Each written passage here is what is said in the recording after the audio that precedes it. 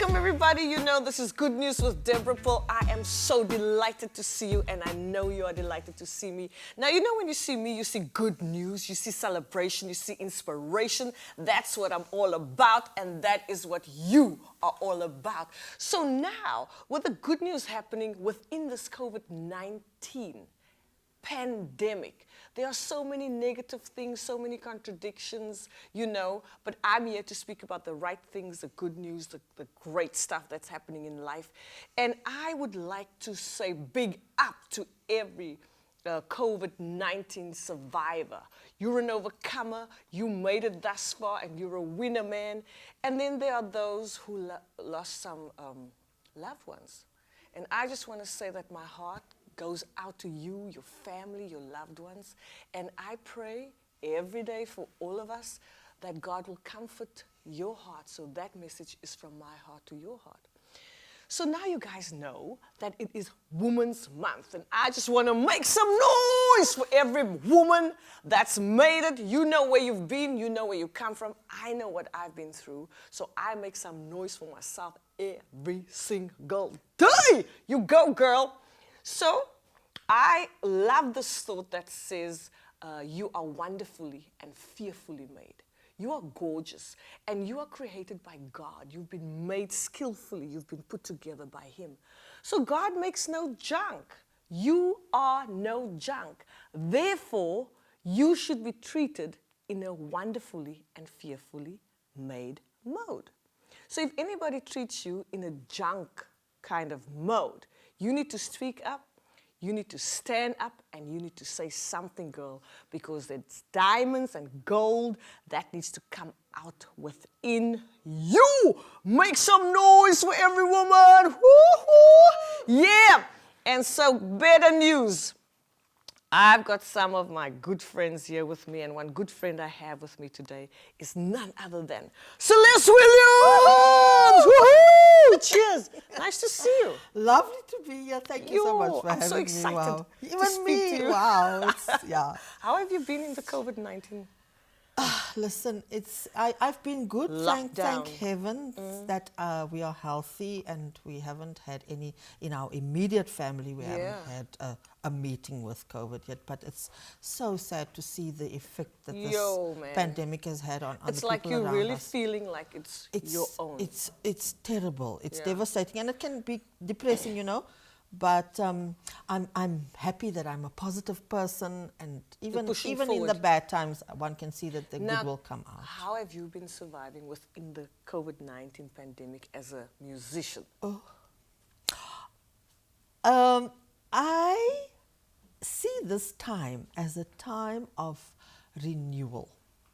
So it's been tough economically because you know the nature of our business is crowd kind of centric, and so that we had to change our thinking and kind of get out of the box in the way that we're going to do our business.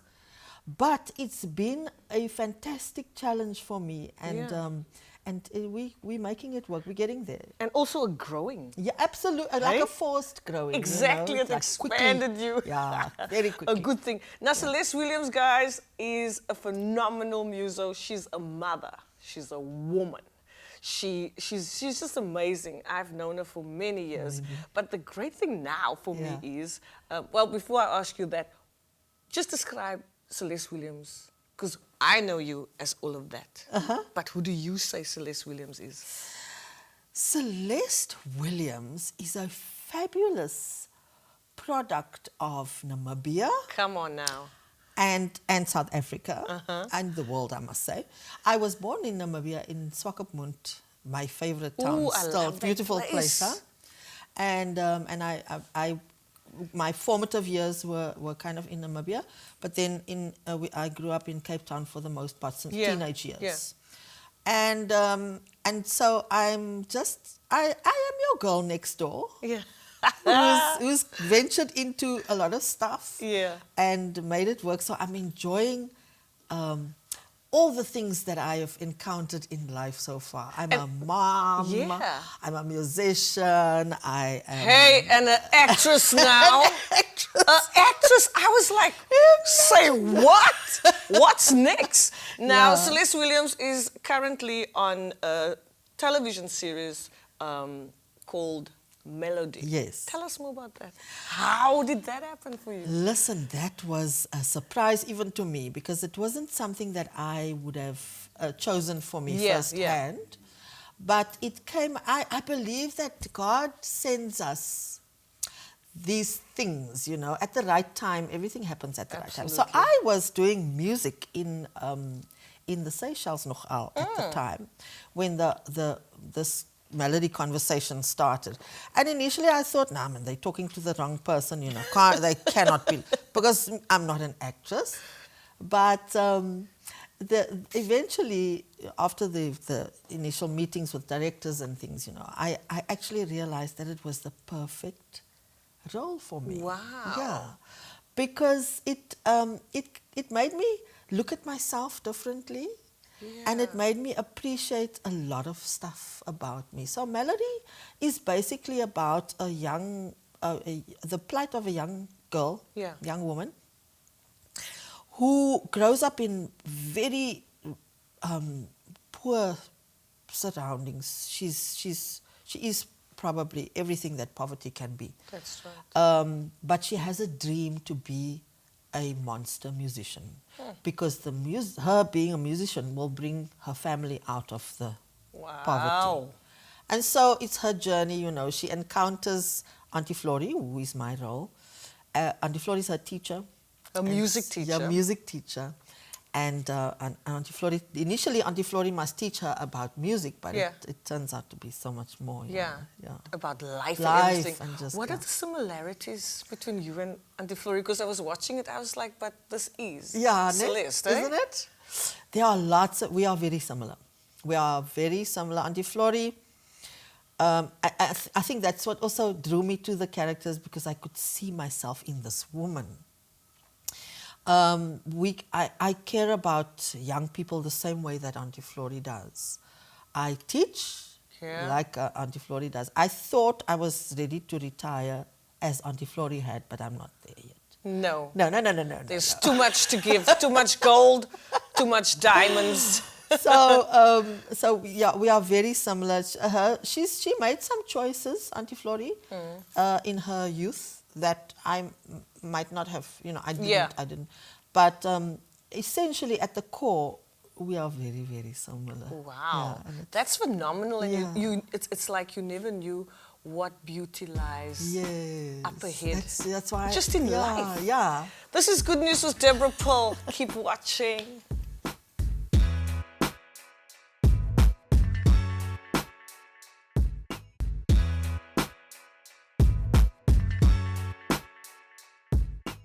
Well, we're back with Good News with Deborah Pearl. Make some noise! We're talking women this month. We're talking all the issues with regards to women. And as Celeste Williams was talking about the similarities about Auntie Flory of the Melody drama series that you're in, you were speaking about some similarities in her life that's also in yours. One of the issues that I find that's really thriving actually within our country is the gender-based violence and the femicide that is so worldwide, and it's a persistent problem in South Africa, and I guess obviously in other countries as well. And it's such an excessive, it has such an excessive impact on women and on children, you know, which just breaks my heart. One of the fact is, I read the other day that one of the underlying problems with this violence is that it is often in societies considered as a private affair. Yeah, myth. And that is when something is kept under wraps, it grows. Yeah. And I'm always saying, keep your eyes open. Yeah. You can sometimes speak for your sister. Yeah. If they cannot. You must. If they cannot, you know. When someone walks in, say something. If you don't want to be directly involved in the issue, then be indirectly. Call a number. Do something for your sister. And then the other thing is, it's most of the times it happens with the crime is committed by somebody that the woman knows. The somebody partner, very close. The husband, the boyfriend. Tell us your story. I was, I got married when I was about 22. And looking back at it now, I'm thinking, hey, that's very young, eh? Yeah. It's very young. Also, my environment growing up, it was a conservative space. Yeah. It's very staunch Catholic rules, you know. You get married, you stay married. You you make your bed, you lay in. Oh, my heavens. No, that's hectic. So, yeah, that was the kind of environment that I grew up in. And I got married to a guy who I thought was the perfect dude. Yeah, he was everything that you would want your daughter to have in her life. But it was a very abusive marriage, very abusive union, because I realized later that he was fighting his shortcomings, which was living large. When he looks at me, then he sees, you know, himself in a lesser way, and he. Yet you just wanted to live your purpose. I just wanted to be a wife and be a happy mother, happy wife, just have a happy, you know, that picket just fence. be you. Yeah. The picket fence. The picket fence life, you know, the big house picket fence, like a garden and alles daai goedes. Don't we all want that? But yeah, it was terrible thing to live through, and I don't want to give the details of it, but I mean, it's all the stuff you can imagine, physical abuse. But just a question, like, how did it start? Was it occasional? Yeah, it started slowly with just a slap. That, you know, that kind of slap, and then it progressed to harder slaps. My eye was damaged in one incident, and it just got worse and worse and worse. Every time the violence got bigger, and it ended up with me being attacked with a steel wheel brace. A wheel brace? A wheel brace, yeah. I should have died that day, I think. But God had other plans. Wow. And I survived. And I feel, it's a terrible thing that happened, but I feel like I had to live through that to get to where I am today. Absolutely, hey. Because it has made me sympathetic, empathetic, grateful. Many things. I had to grow up very quickly because then I had children that I had to raise. How long were you married with him? Before you decided? Before I decided to leave, 5-6 years. 5-6 years? Yeah. Sure. Your parents, did they know about it? I didn't want them to know. I know, eh? I didn't want them to know because I thought I was disappointing them. Yeah. And I thought I would, because marriage is so permanent. And the way you grew up. And the way I grew up, I didn't want to bring that shame on them. And so, and in a way, when I eventually did tell them, that was the response I got. So what will the people say, you know? Are you really going to now? Can't you do something about this? But you've been trying for how many? I was trying all the time, and I blamed myself for a lot of the time, because I thought I was doing something wrong. I thought this man would be a fabulous person if I was just a better partner or a better cook. And then you bring on the condemnation onto you. Yeah. So I took the blame on myself that I was clearly not, there was something I was doing wrong that was upsetting him, and therefore he was... Did your personality, your persona change a bit? Like, okay, if I become more calm and more submissive towards him, then... Yes, because I changed myself in a big way. I stopped music. You know, music, I've been Wow, doing that's music. your life. It's my life. I started playing piano when I was 3 years old. And I cannot remember a time in my life when I didn't have music like that in my life. But when I got married, and when the older people told me it's because of this thing, you know, I stopped playing. I became quiet. I became reclusive. Wow, man. Also, I didn't want to be with other people, and I just wanted to be in my house and just, you know, please let me not bring this bad things on my husband and so on. But and after that instance, you decided, this is it, I'm out. When I realized that that there was nothing that I could do to make it better, because the problem was not me. Yeah. Is when I decided that I'm going to leave, actually, because it became toxic for me and the children to be around this person. It would have been the death of us. Wow. I had to leave for survival. That's it. You had to leave in order to live and fulfill your purpose. Yes, absolutely. Gosh, what would you say to that young Celeste now, knowing what she's been through? Trust your instinct. Listen to your inner voice. And also, when bad things happen, don't hold on to the pain. The pain must inform your next, your journey. Don't hold on to the pains of the past, because that you're just creating a hell for yourself. But let the pain be the first step towards your joy. Wow, and look at you now, eh? And so the pain and the trials that came to crush you, instead came to make you stronger. Forged me into a stronger, better person. I think it was the person that I was always designed to be. I feel like life is beautiful. It makes you what you were always designed to be. And if you don't be that from the beginning, because we get embroiled when we are younger in stupid struggles. I'm saying stupid struggles because we don't trust that we can be fabulous. Especially, who we are. Yes. Yeah. Especially in our country and in our culture. We are told to be submissive. I don't deserve it. No, it's okay. It's fine. I'm so proud of you for where you are right now. Yeah. This stuff is good news, man, with Deborah Paul, Celeste Williams. Stay with us. Go get that cup of tea. I'm waiting for you.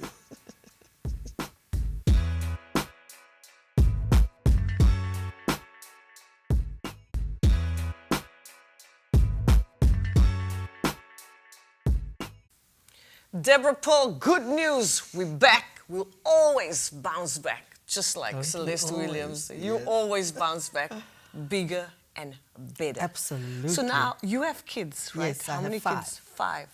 3 girls, 2 boys. 3 girls, 2 boys. And then nogal came girl, boy, girl, boy, girl. Imagine. Awesome, eh? Yeah, beautiful. So you're proud of them?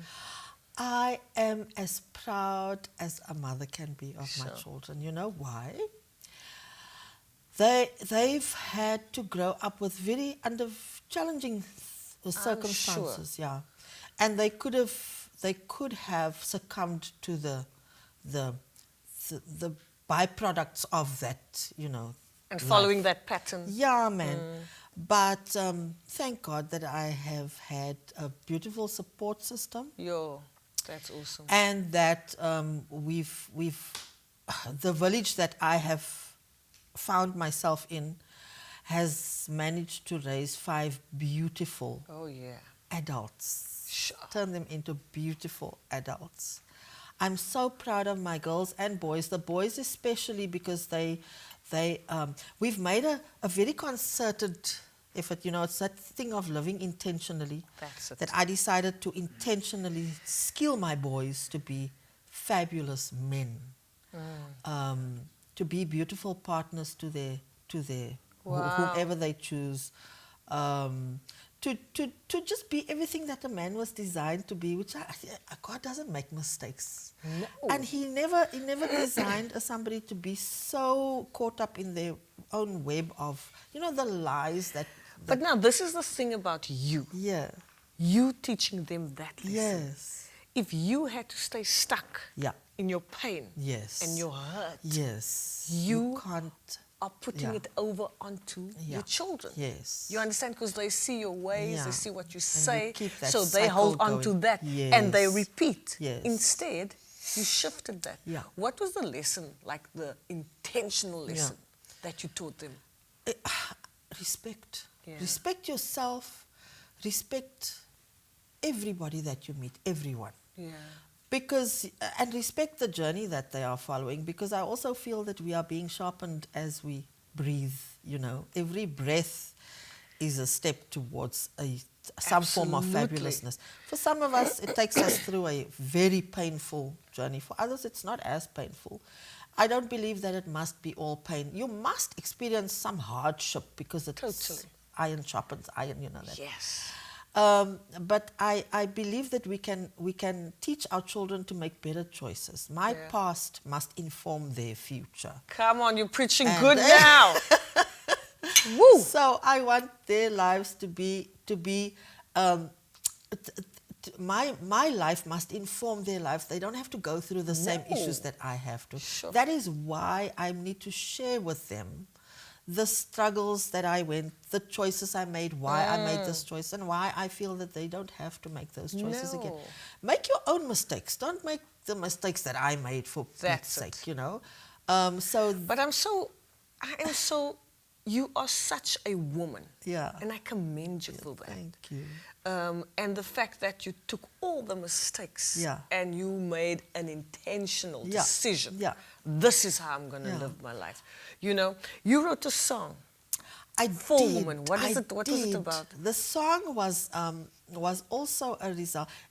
I went through many things of release. You know, the journey that I followed it had all the steps that, you know, when you have a failed relationship, you get angry. Yeah. You blame yourself. Come on. So I went through all those things, but at the end of it, wow, I wrote this tune, which I am also proud of. Of course, man. Because it's really a thing that I want to share with the world. So you turned your pain into a pearl. Come on.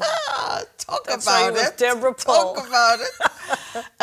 And it's a tune really that talks about women, how we are strong. Yeah.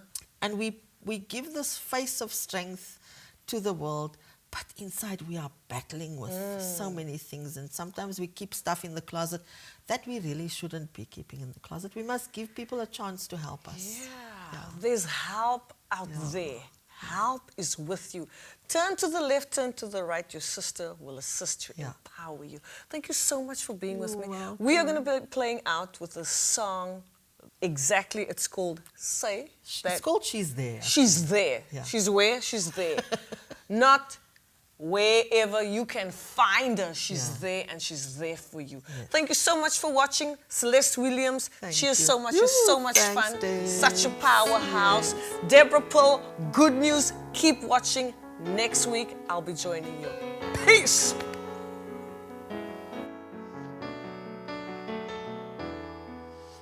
She's there when her baby opens his eyes and sees first light.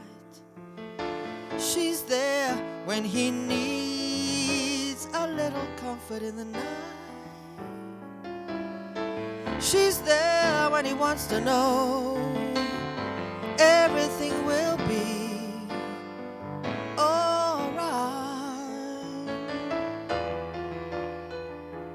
and she's there when he wakes up getting ready for the day. She's there when he needs a little time out to play. She's there when he wants to know everything will be okay.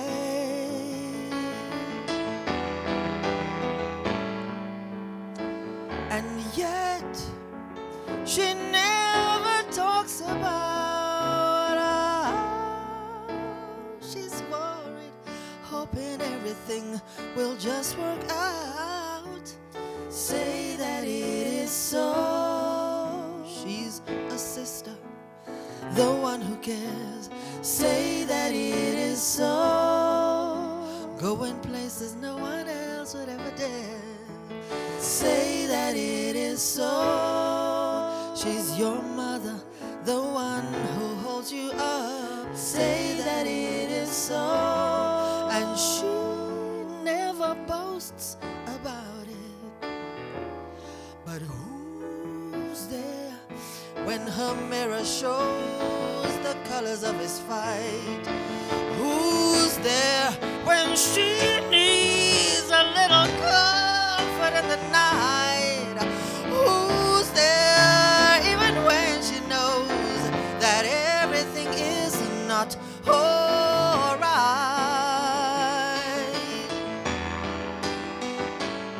And will dare to talk about all that's hidden in her closet? Who will let it out? Oh, say that it is so. She's a sister, the one who cares. Say that it is so. Going places no one else would ever dare. Say that it is so. She's your lover, the one who holds you. Say that it is so. And she never talks about it. Now, while brother fights brother, and it all ends up the same. Despair and destruction is the order of the day. Oh, you will hear her say, child, go on and be the change you want to see. Just believe it. Say that it is so. She's a sister, the one who cares. Say that it is so. Going places no one else would ever dare. Say that it is so. She's your lover, the one who holds you. Say that it is so. But she never boasts about